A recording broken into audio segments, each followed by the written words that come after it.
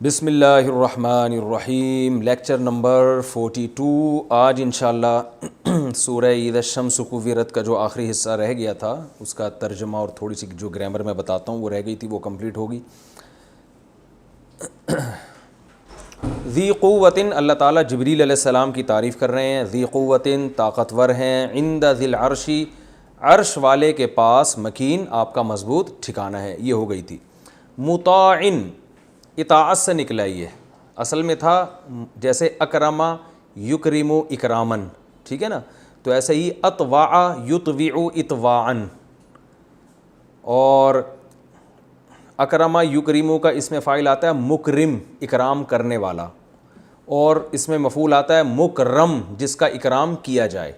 تو اسی طرح مطوع، جس کو مطیع کہتے ہیں نا، بڑا مطیع اور فرما بردار ہے، تو اصل میں تھا مطوع، جس کو پڑھا گیا جاتا ہے مطیع، تو اور مطوع، جس کی اطاعت کی جائے، جس کو پڑھا جاتا ہے مطاع، ٹھیک ہے نا، واو الف یا میں نے بتایا تھا نا، حروف گڑبڑی ہیں۔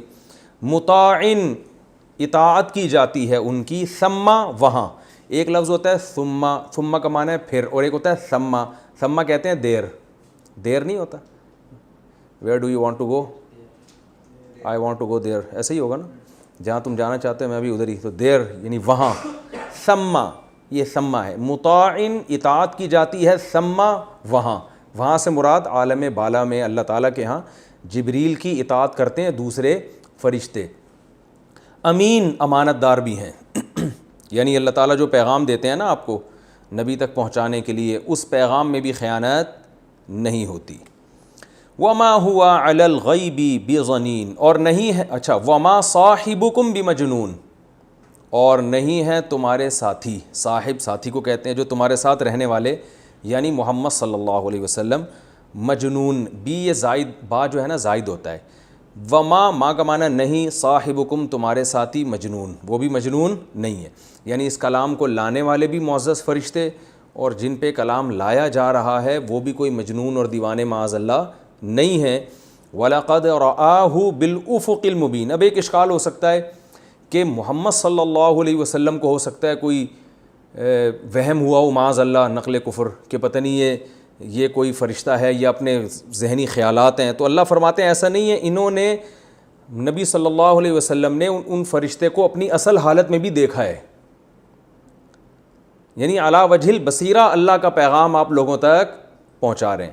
بعض گوروں نے جنہوں نے نبی صلی اللہ علیہ وسلم کی سیرت پڑھی اور آپ کے حالات پڑھے تو ان کا ایمان تو نہیں لائے، ان کا یہ تجزیہ تھا کہ محمد صلی اللہ علیہ وسلم ایک بہت نائس ایک پرسن تھے، ایک بہت اچھی شخصیت تھے، اور ان کو وہ قوم کا درد رکھتے تھے، تو ان کو یہ وہم کچھ ہونے لگا تھا کہ مجھ پر وحی نازل ہوتی ہے، یعنی جیسے انسان جو ہے نا قوم کے لیے اچھا سوچتا ہے تو اس کو یہ وہم ہوتا ہے کہ خدا کی طرف سے مجھے یہ چیزیں بتائی جا رہی ہیں، تو جیسے وحی کی کیفیت آتی ہے نا، آپ کو کپ کپی طاری ہوتی تھی اور آپ پہ پسینہ آ جایا کرتا تھا شدید سردی میں بھی، تو انہوں نے کہا ان کو معاذ اللہ نقل کفر ایک نفسیاتی بیماری سے تعبیر کیا انگریز نے، یعنی وہ نبی کے دفاع میں کہہ رہا ہے کہ یہ جھوٹے نہیں تھے، کیونکہ آپ کی سیرت ایسی ہے کہ کہیں سے ان صفات کا حامل انسان جھوٹا ہو ہی نہیں سکتا، تو اس نے کہا یہ کچھ نفسیاتی کیفیات آپ پر طاری ہوتی تھیں، اور جن کیفیات کی بیس پہ آپ یہ سمجھتے تھے کہ مجھ پر وحی آ رہی ہے، اور آپ لوگوں کو اچھی اچھی باتیں بتایا کرتے تھے، تو اللہ تعالیٰ ان سب باتوں کی نفی کر رہے ہیں۔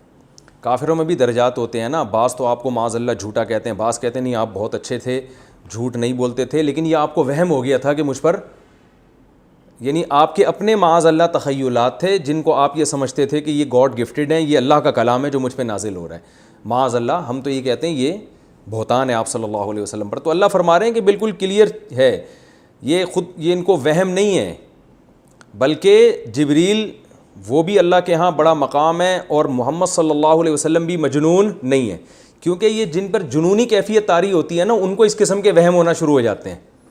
آپ بھی آپ کو وہمی لوگ نظر آئیں گے نا، یار مجھے آج الہام ہوا، آج مجھے یہ، تو وہ تو پاگل ہوتے ہیں نا، دیوانے ہوتے ہیں۔ تو اللہ فرماتے ہیں وما صاحبکم بمجنون، تمہارے جو ساتھی ہیں وہ مجنون اور دیوانے نہیں ہیں، اور ان کو ساتھی بھی اس لیے کہا جا رہا ہے، یہ نہیں کہا وما محمد بمجنون کہ محمد مجنون نہیں ہے، بلکہ صاحب کے لفظ میں اشارہ ہے کہ وہ تو تمہارے ساتھ رہتے ہیں، ساتھ رہنے والے کو تو انسان سمجھ جاتا ہے کہ وہ عقل مند ہے یا مجنون ہے، تو اسی صاحب کے لفظ میں دلیل بھی ہے کہ بھائی جو تمہارے ساتھ صبح و شام اٹھتا بیٹھتا ہے تم اس کو زیادہ جانتے ہو, تمہارے ساتھ 40 سال انہوں نے گزار دیے, تو وہ مجنون نہیں ہے. یعنی صاحب کے لفظ میں دلیل بھی ہے اس دعوے کی.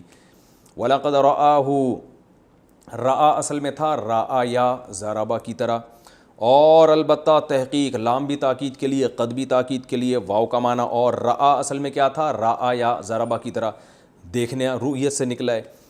اور تحقیق محمد صلی اللہ علیہ وسلم نے دیکھا ہے اس فرشتے کو بالافق, افق کہتے ہیں کنارے کو, آفاق اس کی جمع آتی ہے نا, آفاق, شاعری میں یہ لفظ بہت استعمال ہوتا ہے, کہتے ہیں نا افق.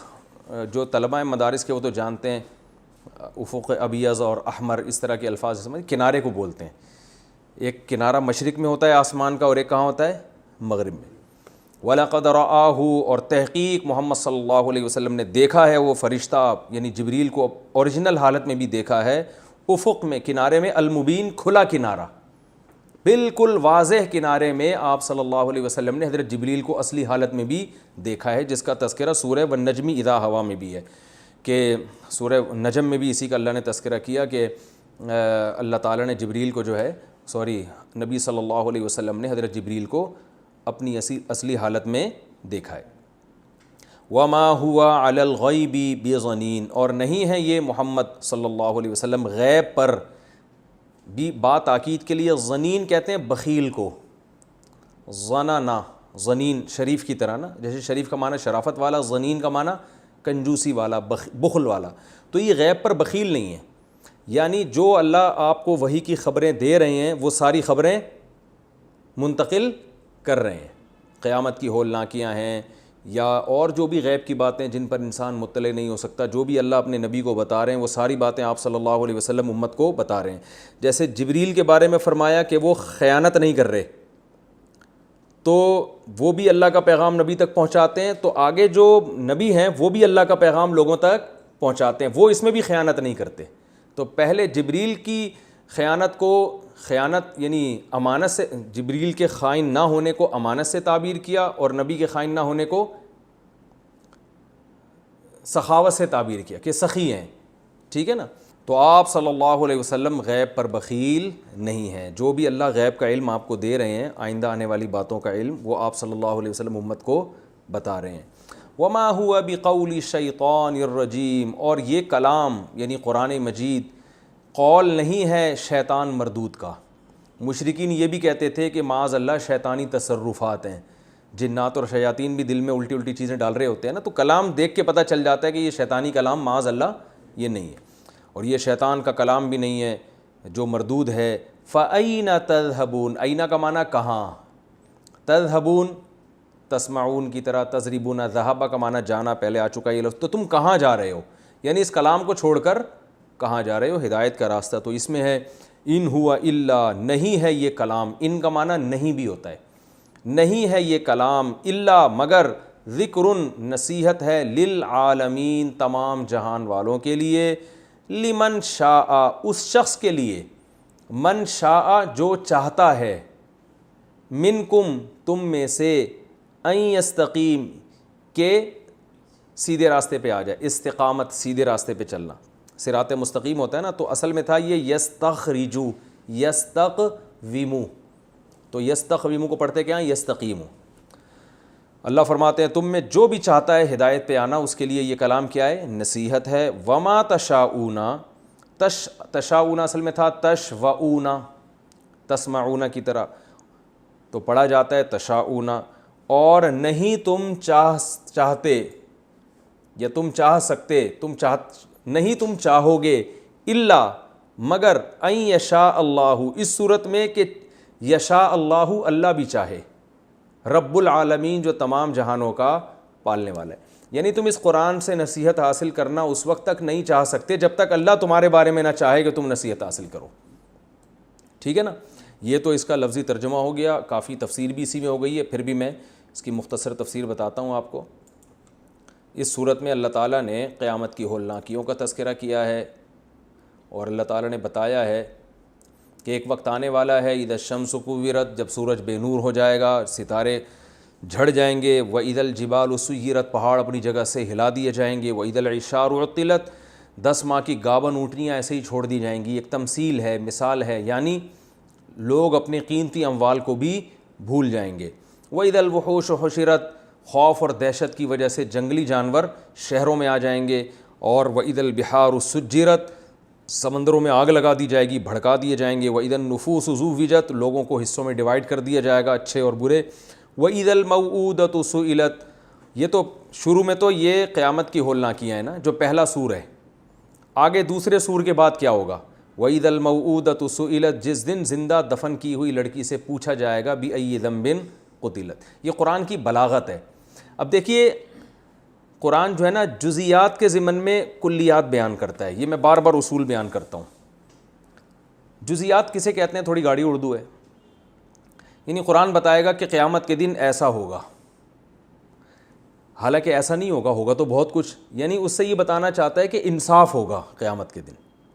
اب ہو یہ رہا ہے, قرآن یہ بتا رہا ہے کہ سورج تباہ ہو جائے گا. اصل میں تو کیا, اس کو 2 لفظوں میں یوں بیان کیا جا سکتا تھا کہ ایک دن آئے گا پوری کائنات تباہ کر دی جائے گی اور سب سے حساب و کتاب لیا جائے گا. یہ 2 لفظوں میں بات شارٹ میں آ سکتی ہے نا. اصل تو مضمون ہے نا آیت کا وہ کیا ہے, یہ دنیا ایسے نہیں چل رہے گی ہمیشہ, بلکہ ایک دن کیا ہوگی, دنیا تباہ ہو جائے گی, سب سے حساب لیا جائے گا. یہ ایک اصول ہے, قاعدہ بیان کیا جا رہا ہے. لیکن قاعدہ قرآن جو بیان کر رہا ہے وہ واقعات بیان کر رہا ہے کہ ایسا یہ واقعہ بھی ہوگا, یہ واقعہ بھی ہوگا, یہ واقعہ بھی ہوگا اور یہ واقعہ بھی ہوگا. میں اس کی یوں مثال سے بات سمجھاتا ہوں. قرآن کہتا ہے وَلَا تَقُل لَّهُمَا اُفٍّ, والدین کو اف مت کرو. یہ قاعدہ نہیں ہے. لا اور قاعدہ یہ ہے کہ والدین کو تکلیف نہ دو. اب جب ہم تکلیف نہیں دیں گے تو اس کے بہت سارے جزیات ہیں. اس میں یہ کہ ان کو گالی بھی نہ دو, اس میں یہ ہے کہ ان کو مارو بھی نہیں, اس میں یہ کہ ان کو اف بھی نہ کرو. تو تکلیف کی جتنی قسمیں تھیں وہ ایک اصول میں آ جاتی ہے نا کہ ان کو تکلیف نہ دو. تو ہونا یہ چاہیے تھا کہ قرآن سیدھا سیدھا یہ کہہ دیتا کہ ان کو تکلیف نہ دو, یہ لا بیان کر دیتا نا, قاعدہ بیان کر دیتا. لیکن تکلیف کی قسمیں کیوں بیان کی جا رہی ہیں؟ ان قسموں کو ہم جزیات کہتے ہیں. قسمیں کیوں, اور قسم میں ایک قسم بیان کی ہے تو بظاہر یہ بلاغت نہیں ہے, کلام جامع تو نہ ہوا نا بھائی. یار میں ایک بات ہے, کوئی مہمان آپ کے گھر آتا ہے, میرا مہمان ہے, میں آپ سے کہتا ہوں یار یہ میرا دوست ہے, آپ اس کا اکرام کرنا. اب آپ خود سمجھ جاؤ گے بھئی یہ قانون بیان کر دیا اکرام کرنا ہے. اب اکرام میں اگر اس کو پانی کی ضرورت ہے تو پانی پلایا جائے گا, اس کو چائے کی ضرورت ہے تو چائے, اس کو نیند آ رہی ہے تو آپ سونے کے لیے بستر دیں گے. تمام چیزیں آ گئی نا. تو بلاغت کا تقاضا تو یہ تھا کہ میں آپ سے کہتا اس کا اکرام کرو. بس اکرام کی جو جزیات ہیں کہ چائے پلاؤ, کولڈ ڈرنک پلاؤ اور سونے کے لیے بستر دے دینا اور اے سی ذرا اے سی آن کر دینا, ڈرامہ دیکھنے کا دل چاہ رہا ہے تو ارطغرل دکھا دینا, ٹھیک ہے نا, یہ تو ساری جزیات ہیں نا. تو اس سے تو کلام لمبا ہو رہا ہے. تو ہونا یہ چاہیے تھا کہ میں آپ سے یہ کہہ دیتا کہ بھائی میرا گیسٹ آ رہا ہے اس کا اکرام کرو. اب آپ پہ چھوڑ دیتا ہے بھائی اکرام تو خود سمجھ جاؤ اکرام کسے کہتے ہیں. لیکن قرآن یہاں اصول بیان نہیں کر رہا. وَلَا تَقُل لَّهُمَا اُفٍّ میں بھی قرآن نے اصول بیان نہیں کیا, بلکہ یہ ایسے ہی ہے, قرآن نے کہا والدین کو اف نہ کرو. حالانکہ قرآن یہ کہہ دیتا کہ والدین کو تکلیف نہ دو تو اف خود بخود اس میں آ جاتا. لیکن قرآن کی عادت یہ نہیں ہے. قرآن جزیہ بیان کرتا ہے اور کہتا ہے اس سے قاعدہ تم نے خود نکالنا ہے. اس میں حکمت کیا ہے؟ ہر جگہ ایک نئی حکمت ہوتی ہے. یہ بہت ٹیکنیکل پوائنٹ کی باتیں, ان کی قدر کر لیں, ٹھیک ہے نا. ایسی باتیں عام طور پہ آسانی سے تفسیروں میں ملتی نہیں ہیں. اس میں بلکہ بعض دفعہ ملتی نہیں ہے, ساری زندگی بھی تلاش کرتا رہے نہیں ملتی, ٹھیک ہے نا. وَلَا تَقُل لَّهُمَا اُفٍّ قرآن نے اس لیے کہا ہے کہ قرآن اگر اصول بیان کرتا نا کہ والدین کو تکلیف نہ دو, یہ اصول ہے, تو اس میں ہو سکتا ہے بہت سے لوگ کہتے ہیں بھائی اف کہنے میں تو کوئی تکلیف ہے نہیں, اتنی چھوٹی سی تکلیف ہے کہ یہ اس اصول میں داخل ہے ہی نہیں. لہذا قرآن نے اف کی مثال دی جو تکلیف میں سب سے کم درجے کی تکلیف سمجھی جاتی ہے. بھائی کسی کو آپ کہہ دو اف, اس سے اس کو کتنی تکلیف ہوگی؟ بہت معمولی سی. تو قرآن نے جزیہ بیان کر دیا کہ جب میں اتنی سی تکلیف برداشت نہیں کر سکتا تو گالی دینا یا ان کو مارنا یہ تو بہت دور کی بات ہے. تو اصول جو قاعدہ اور ضابطہ تھا نا کہ بالکل بھی تکلیف نہیں دینی, یہ قاعدہ اور ضابطہ اگر اس طرح سے بیان کیا جاتا کہ بالکل نہیں دینی تو بات سمجھ میں نہ آتی، بلکہ تکلیف کی ایک قسم بیان کر دی، وہ قسم جس میں تکلیف بہت کم ہوتی ہے، وہ بیان کر کے قرآن نے اصول سمجھا دیا کہ جب اتنی تھوڑی سی تکلیف دینا جائز نہیں ہے تو اس سے اونچے درجے کی تکلیف تو بالکل ہی حرام ہے۔ اس کی اب مثال میں مہمان پہ فٹ کرتا ہوں۔ یہ عثمان بھائی بیٹھے ہوئے ہیں، میں نے کہا کہ میرا مہمان ہے، ان کا اکرام کرنا۔ اب مجھے ڈر یہ لگ رہا ہے کہ یار یہ ان کا لائف اسٹائل الگ ہے، مہمان آیا ہے جناب، وہ سعودی عرب کے رائل فیملی سے اس کا تعلق ہے، اب ہو سکتا ہے یہ اس کو ایک ایئر کنڈیشن روم دے دیں اور ایک چائے منگوا کے اس کے سامنے رکھ دیں، اس کو یہ سمجھ رہے ہوں گے کہ کیا یہ اکرام ہے، تو وہاں میں ڈیٹیل میں جاؤں گا، میں اصول نہیں بیان کروں گا کہ اس کا اکرام کرو، میں کہوں گا یار ان کے یہاں اکرام کی ڈیفینیشن الگ ہے اور وہ رائل فیملی کا ہے، جو چیز ان کے یہاں اکرام سمجھی جاتی ہے وہ اس کے ہاں توہین سمجھی جاتی ہے، یہ اس کو بریانی اور جو ہے نا قورمہ لا کے رکھ دیں گے، سمجھ رہے ہیں نا، وہ بکرے کی چانپیں کھانے کے عادی ہیں، ٹھیک ہے، یہ ان کو جو ہے نا وہ قورمہ لا کے رکھ دیں گے اور سمجھیں گے میں نے کیا کیا ہے، اکرام کیا ہے، تو ان کو تو بھائی زیتون چاہیے، اور زیتون بھی یہاں کا ڈالڈا والا زیتون نہیں چاہیے، ان کو تو کوئی زیتون بھی کوئی شام اور فلسطین کا زیتون اور انجیر اور پتہ نہیں کیا کیا، اور گھر میں تو بٹھانا ہی نہیں، ان کو تو ہوٹل دینا ہے رینٹ پہ لے کے، ان کو تو کوئی بہت ہی کوئی لگژری قسم کا کمرہ جو ہے نا وہ رینٹ پہ لے کے دیں، اپنے گھر میں تو رکھنا ہی نہیں ہے، ٹھیک ہے نا۔ تو یہاں میں قاعدہ کلیہ بیان نہیں کروں گا، یہاں میں جزیات بیان کروں گا کہ بھائی عثمان بھائی ایک گیسٹ آ رہے ہیں، تو ایسا ہے کہ ان کو آپ شیرٹن ہوٹل میں ایک کمرہ بک کر کے دے دیں، ٹھیک ہے نا، اور ہوٹل والے سے کہہ دیں بھائی تو بل کی پرواہ نہ کر، اب یہ جزیات بیان ہو رہی ہیں نا، بھائی تو بل کو چھوڑ دے کہ کتنا بل بنے گا، وہ سب ہدیے کی شکل میں واپس، جب یہ بادشاہ سلامت خوش ہو کے واپس جائیں گے نا تو وہ مجھے بھی نواز دیں گے اور تجھے بھی نواز دیں گے۔ تو یہاں میں جزیات بیان کروں گا، یہاں میں کلیات یہ نہیں کہوں گا کہ بس اکرام۔ تو قرآن بھی اصول اور ضابطہ اگر بیان کر دیتا نا کہ ایک دن قیامت آئے گی اور سب تباہ ہو جائے گا اور لوگوں کا انصاف ہوگا، تو بات کلیئر نہیں ہوتی، لوگ کہتے ہوگا انصاف ہوگا، جو اللہ کے سامنے جا کے بیان کر دیں گے اور جو دنیا میں انتقام لے سکتے تھے وہ بتا دیں گے کہ بھائی اللہ اس نے دنیا میں میرے ساتھ ظلم کیا تو اب بتا۔ تو اللہ بتا رہے ہیں کہ اصول نہیں بیان کروں گا، میں بتا رہا ہوں کہ جس دن قیامت تباہ آئے گی تو یہ کچھ ہوگا۔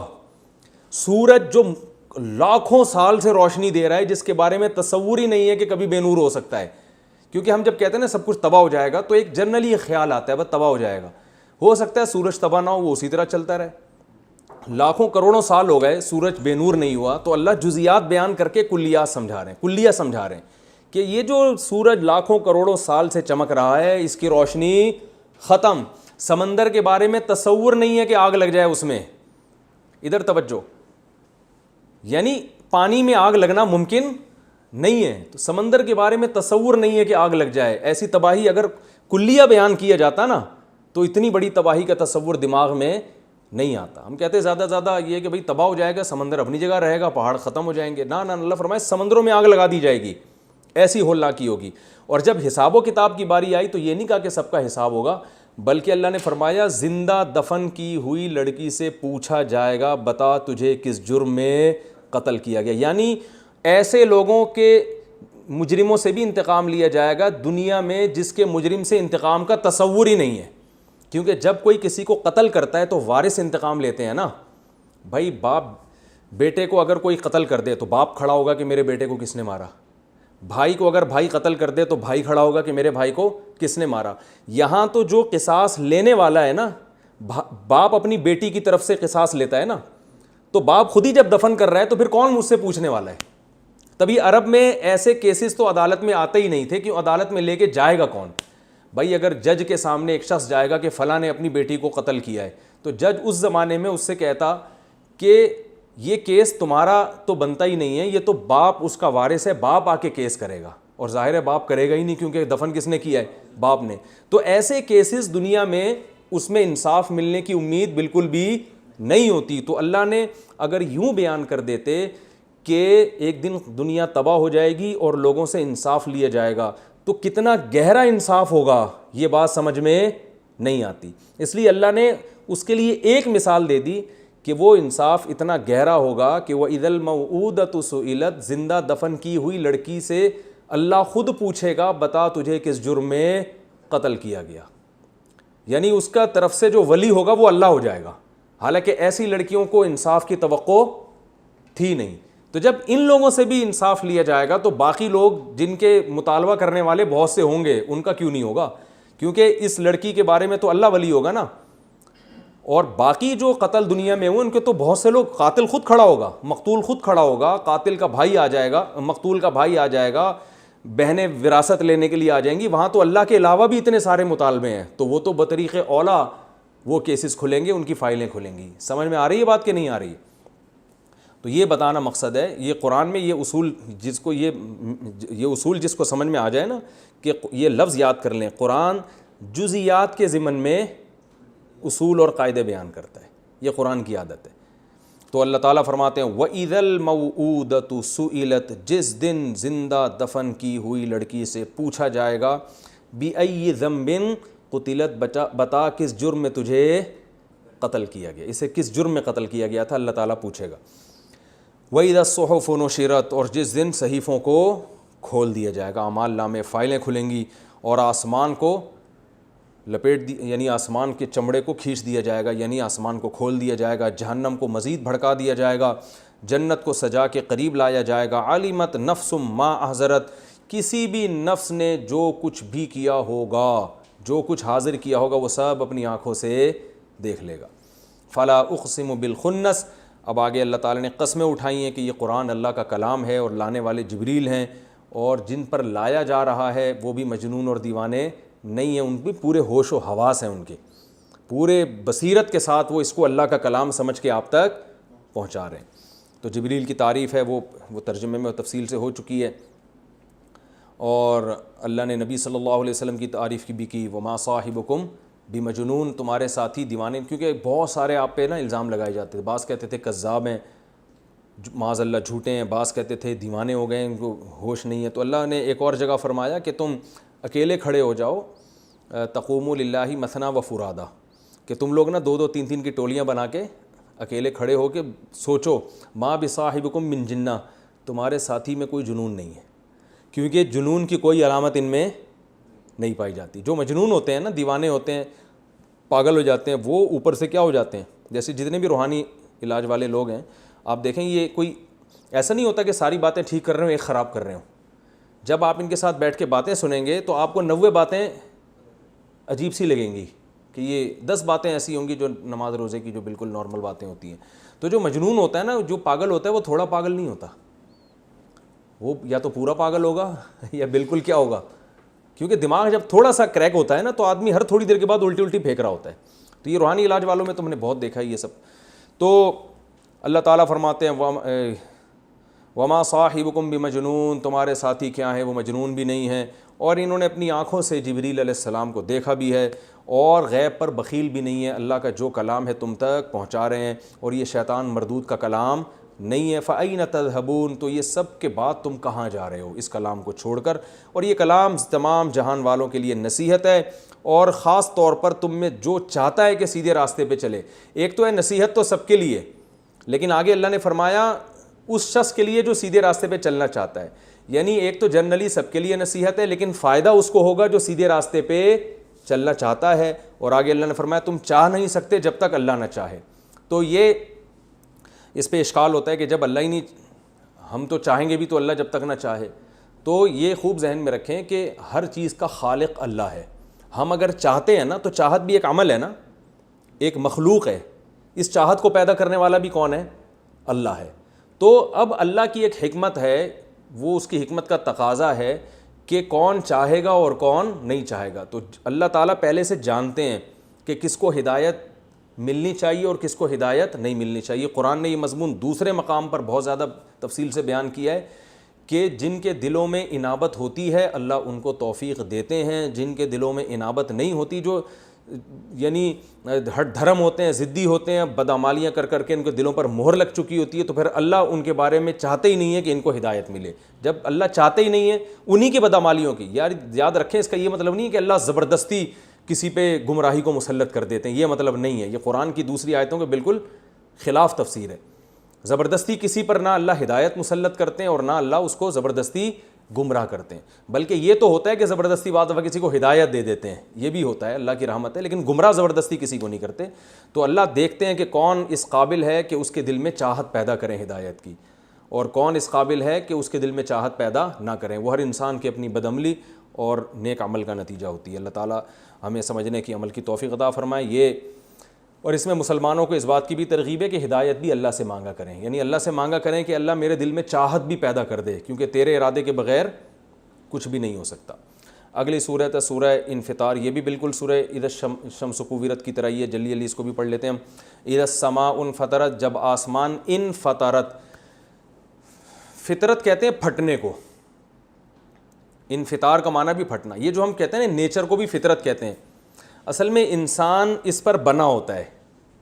جس طبیعت پہ انسان ڈھلا ہے نا, اس طبیعت کو کیا کہا جاتا ہے؟ فطرت. تو ڈھالنا یا کسی چیز کو پھاڑ دینا. تو انفطرت, جب آسمان پھٹ جائے گا. وَإِذَا الْكَوَاكِبُ, کوكب کی جمع آتی ہے کواکب. کوكب نورانی صاحب ہے نا, تو ان سے یاد رکھیں آپ. کوكب کسے کہتے ہیں؟ کوكب ستارے کو کہتے ہیں, تو اس کی جمع کیا آتی ہے؟ کواکب. وَإِذَا الْكَوَاكِبُ انتثرت, نثر کا معنی ہوتا ہے پھیلانا, انتثرت کا معنی بھی جھڑنا ہوتا ہے. وَإِذَا الْبِحَارُ, اور جب سمندروں کو فجرت, بھڑکا دیا جائے گا, آگ لگا دی جائے گی اس میں. وَإِذَا الْقُبُورُ, اور جب قبروں کو, قبور قبر کی جمع, بُعْثِرَت, اکھاڑ دیا جائے گا. یعنی قبروں کو اکھاڑنے کا مطلب یہ ہے کہ اس میں جو مردے ہیں ان کو اکھاڑ دیا جائے گا, کھڑا کر دیا جائے گا. حدیث میں آتا ہے, ایک روایت میں آتا ہے کہ ایسے قیامت کے دن جب سور پھونکا جائے گا نا, مردے قبروں سے نکلیں گے جیسے کوئی گھاس پہ ہم بیٹھے ہوئے ہوتے ہیں نا, اور جب اٹھتے ہیں تو ایک ایک تنکا کیسے اس کا جو دبے ہوئے تنکے ہوتے ہیں کیسے کھڑے ہونا شروع ہوتے ہیں, تو ایسے قبروں سے مردے کھڑے ہونا شروع ہوں گے قیامت کے دن. علمت نفس, تو ہر نفس جان لے گا, ما قدمت, جو اس نے آگے بھیجا, واخرت, اور جو وہ پیچھے چھوڑ کر آیا. پیچھے ہم دنیا میں کیا چھوڑ کر گئے ہیں اور آخرت کے لیے ہم نے کیا بھیجا ہے آگے, یہ سب ہم جان لیں گے. کل میں صبح حدیث پڑھ رہا تھا کہ رسول اللہ صلی اللہ علیہ وسلم گھر میں آئے, امی عائشہ سے پوچھا کچھ ہے, انہوں نے فرمایا ایک بکری ہم نے ذبح کی تھی, باقی تو ساری صدقہ کر دی ہے, ایک دستی کا گوشت, ایک شانہ جو ہے نا اس کا باقی ہے. تو آپ نے فرمایا جو صدقہ کر دیا نا وہ باقی ہے, یہ ختم ہو جائے گا. تو یہ مطلب ہے علمت نفس ما قدمت واخرت, کہ کیا پیچھے چھوڑ کر آئے اور کیا آگے بھیجا. تو ہم جو صدقہ کر رہے ہیں ہم وہ سمجھ رہے ہیں کہ وہ تو ختم ہو گیا, جو کھا لیا وہ بچ گیا, حالانکہ اصل یہ ہے کہ جو صدقہ کر دیا اللہ کے لیے وہ آگے بھیج دیا ہم نے. تو ہر نفس پہچان لے گا کہ میں نے دنیا میں کیا پیچھے چھوڑا ہے اور کیا میں آگے. تو عمل بھی آگے جاتا ہے, صدقات بھی آگے جاتے ہیں, نیکیاں جو بھی. حدیث میں آتا ہے کہ تم کسی سے مسکرا کے بات کرتے ہو تو یہ بھی کیا ہے؟ صدقہ. یہ بھی اللہ کے بینک میں یہ چیز بھی جمع ہو رہی ہے. یا ایھا الانسان, اے انسان, ما غرک, ما کا معنی ایو شیء, ما کا معنی کیا ہے؟ ایو شیء, کون سی چیز. غرک, غرہ اصل میں تھا غارارا, غرہ اصل میں کیا تھا؟ غارارا, ضربہ کی طرح. اس کا معنی ہے دھوکہ دینا, غرور سے نکلا ہے. اردو میں غرور تکبر کو کہتے ہیں. وہ ایک بہت ہی باریک آدمی تھا نا, تو اس سے کسی نے پوچھا کہ یار تمہاری یہ صحت کا راز کیا؟ اس نے کہا ایک چمچی دودھ نہار منہ کھٹاکھٹ پیتا ہوں, ایک چمچی دودھ نہار منہ کھٹاکھٹ پیتا ہوں, اور الحمدللہ اس پر میں نے غرور تکبر کبھی بھی نہیں کیا. تو اس نے کہا بھی تیرے پاس غرور کرنے کے لیے ہے کیا؟ تو اردو میں جو غرور ہے کسے کہتے ہیں؟ تکبر کو, لیکن عربی میں کسے کہتے ہیں؟ دھوکے کو. تو غرہ کا معنی غرارہ, ضربہ کی طرح, اس کا معنی ہے دھوکہ دینا. یا ایھا الانسان, اے انسان, ما غرک, کس چیز نے تجھے دھوکہ دیا, بی ربک, تیرے رب کی طرف سے, الکریم, جو بڑا کرم والا ہے. یعنی تیرا رب جو تجھے پالنے والا ہے اور کرم والا ہے, اس کی طرف سے تجھے کس چیز نے دھوکے میں ڈال دیا؟ تجھے ہر چیز سمجھ میں آ رہی ہے, باپ بھی سمجھ میں آ رہا ہے, ماں بھی سمجھ میں آ رہی ہے, بیوی بھی سمجھ میں آ رہی ہے, بچے بھی سمجھ میں آ رہے ہیں, باس بھی سمجھ میں آ رہا ہے, پڑوسی بھی سمجھ میں آ رہے ہیں, اور امریکہ بھی سمجھ میں آ رہا ہے, برطانیہ بھی سمجھ میں آ رہا ہے, سب کچھ سمجھ میں آ رہا ہے. نہیں آ رہا تو جس رب نے تجھے پیدا کیا اور اتنا کرم تیرے اوپر, اتنی نعمتیں تجھے دیں, تو اس سے تجھے کس نے غافل کر دی ہے؟ یہ آیت کا مطلب ہے. تو میں اب گرامر کے ساتھ ساتھ جو تفسیر ہوتی ہے مختصر وہ بھی بتاتا رہتا ہوں. الذی, وہ کرم ایسا کریم ہے, الذی, یہ وہ رب ہے, خلقا, جس نے پیدا کیا, ضربہ کی طرح, خلقا کا, تجھے پیدا کیا, فسوا کا, اور پھر تجھے برابر کیا فعادلا کا، اور تیرے جو ہے نا فسواکا کا معنی برابر کیا، اور عدلا کا ہر چیز میں توازن پیدا کیا. عدل توازن کو کہتے ہیں نا. سارے پرزے بھی اللہ نے ماں کے پیٹ میں لگا دی، اور وہ بھی ایک تناسب سے. یہ نہیں ہے کہ یہ والی آنکھ اتنی بڑی تو یہ والی اتنی چھوٹی، ایسا نہیں ہے. ٹھیک ہے نا. ہر چیز ایک خاص اندازے سے اس نے. یہ ایسا نہیں ہے کہ یہ انگلی وہ نکل کے باہر جا رہی ہے اور یہ انگلی اتنی سی. کوئی معذور ہو جائے تو ایک الگ بات ہے، نارملی ایسا ہوتا نہیں. عدالہ ضربہ کی طرح. فی ای صورتن، ای صورتن، ای کا معنی جس، پھر جس صورت میں، ما وہ صورت، شاء جس میں اللہ نے چاہا. رکبک، رکبہ یرکبو ترکیباً، سبح یسبح تسبیحاً کی طرح. اس کا معنی مرکب کرنا، یعنی جوڑ دینا. پھر جس صورت میں چاہا تجھے ترکیب کیا اس نے، یعنی جو صورت دینا چاہا تجھے اس نے دے دی. یعنی اتنا کریم رب ہے، تو ایسے کریم رب کی طرف سے تجھے کس چیز نے دھوکے میں ڈال دیا؟ تو اپنے رب کی طرف سے غافل کیوں ہے؟ تو اس کی عبادت کیوں نہیں کرتا؟ اس کو فالو کیوں نہیں کرتا؟ کلا، اللہ فرماتے ہیں ہرگز ایسا نہیں ہے. کیا مطلب؟ تو رب کی طرف سے غافل ہے، رب کے احکامات کو فالو نہیں کر رہا، اور اسی کو کیا سمجھ رہا ہے؟ صحیح. تو اللہ فرماتے ہیں تیری یہ سوچ ہرگز صحیح نہیں ہے. بل اصل وجہ کیا ہے؟ تکذبون بالدین. کذب یکذب، تکذیباً کا معنی جھٹلانا. دین کسے کہتے ہیں؟ روز جزا کو. تم لوگ روز جزا کو جھٹلاتے ہو، اس کی وجہ سے یہ سب ہو رہا ہے.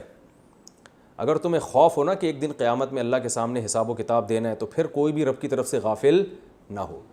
یعنی رب کے احسانات کم نہیں ہیں، بلکہ بات یہ ہے کہ آپ میں جواب دہی کا خوف ختم ہو گیا. تو اصل وجہ کیا ہے؟ بل تکذبون بالدین، تم روز جزا کو جھٹلاتے ہو. وَإِنَّ عَلَيْكُمْ لَحَافِظِينَ، حالانکہ تمہارے اوپر، یہ واو حالیہ ہے. میں نے بتایا تھا نا، واو کبھی کبھار ایک جملے کے شروع میں آتا ہے یہ بتانے کے لیے کہ یہ کام اس کنڈیشن میں ہوا ہے. جاءنی زید، میرے پاس زید آیا. وَهُوَ راکب، اس حال میں کہ وہ سوار تھا، کنڈیشن تھی. تو اللہ فرماتے ہیں تم روز جزا کو جھٹلا رہے ہو، حالت یہ ہے کہ تم پر ہم نے، تمہارے اوپر حافظین ہیں، حفاظت کرنے والے فرشتے. یعنی تم تو انکار کر رہے ہو کہ قیامت نہیں ہوگی اور حساب و کتاب کا کوئی سسٹم ہی نہیں ہے. اللہ فرماتے ہیں جبکہ حقیقت یہ کہ جب تم انکار کر رہے ہوتے ہیں نا، اس وقت بھی فرشتے تم پر مقرر ہیں، تمہارے ایک ایک عمل کو نوٹ کر رہے ہیں. تو اگر حساب و کتاب نہ ہوتا تو یہ فرشتے ہم نے کندھوں پہ بٹھائے ہوتے. یعنی عین اس وقت بھی وہ فرشتے کیا ہوتے ہیں؟ موجود ہوتے ہیں تمہارے کندھوں پہ. کرامن، اور یہ فرشتوں کی صفت کیا ہے؟ عزت دار ہیں. کریم کی جمع کرام. کاتبین، لکھنے والے. ایک ایک چیز تمہاری لکھی جا رہی ہے اور تم کہہ رہے ہو کہ حساب و کتاب ہے ہی نہیں، اور اسی وجہ سے رب کی طرف سے کیا ہو؟ غافل ہو. یعلمون، یہ جانتے ہیں، ما ان کاموں کو، تفعلون جو تم کرتے ہو، تمہارے ایک ایک عمل کو یہ نوٹ کر رہے ہیں. پھر آگے اللہ فرماتے ہیں حساب و کتاب ہوگا. ان الابرار، بے شک نیک لوگ. ابرار بر کی جمع ہے، بر نیک آدمی کو کہتے ہیں، ابرار اس کی جمع. لفی نعیم، لام تاکید کے لیے، فی کا معنی میں، نعیم کا معنی نعمتوں میں. بے شک نیک لوگ کس میں ہوں گے؟ نعمتوں میں ہوں گے. وَإِنَّ الْفُجَّارَ، اور فجار فاجر کی جمع ہے، جیسے کافر کی کفار آتی ہے. اور فاسق فاجر لوگ، برے لوگ، لفی جہیم، جہنم میں ہوں گے. یسلونا، یسلونا کو سمجھیں، یہ لفظ قرآن میں بہت استعمال ہوا ہے. اصل میں تھا یسلیونا، یسمعون کی طرح، جس کو پڑھا جاتا ہے یسلونا. تو صلیہ یسلا، سمع یسمعو کی طرح. اس کا معنی ہوتا ہے آگ میں داخل ہونا. کیا معنی ہوتا ہے اس کا؟ آگ میں. ویسے کسی بھی جگہ داخل ہو تو دخلہ کا لفظ استعمال ہوتا ہے. آگ میں داخل ہونے کے لیے عربی میں صلا یا یسلیو، صلیہ یسلیو، ٹھیک ہے، آگ میں داخل ہونا. اور اصلا یا یسلیو اکرما کی ہوگا تو اس کا معنی ہوتا ہے آگ میں داخل کرنا. یہ لفظ قرآن میں بہت آئے گا. یسلونہا، یہ لوگ اس آگ میں داخل ہوں گے، یوم الدین، روز جزا کے دن. وما ہم عنہا بغائبین، اور یہ لوگ اس آگ سے غائب ہونے والے نہیں ہیں.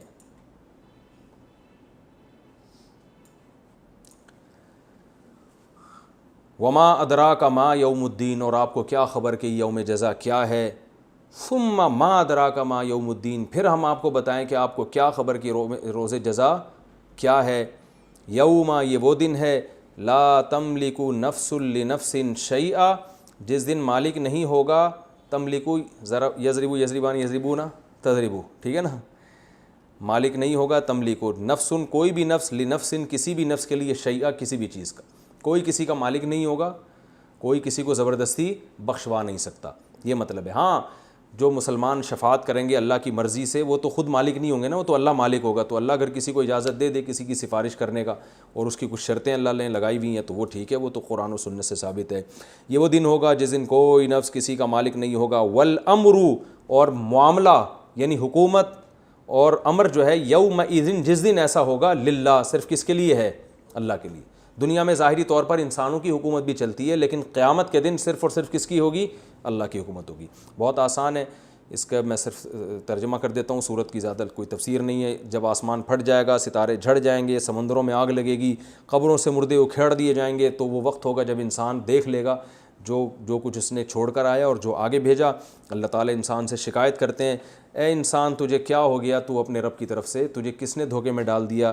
ایسا کریم رب ہے جس نے تجھے پیدا کیا اور ہر لحاظ سے برابر کیا، اور جس صورت میں چاہا تجھے، اور ہرگز ایسا نہیں ہے جیسا تو سمجھتا ہے، تم قیامت کے دن کا انکار کرتے ہو، حالانکہ تم پر ہم نے فرشتے متعین کیے ہوئے ہیں جو بڑے عزت دار ہیں، کاتبین ہیں، لکھنے والے ہیں، تمہارے اعمال کو جانتے بھی ہیں۔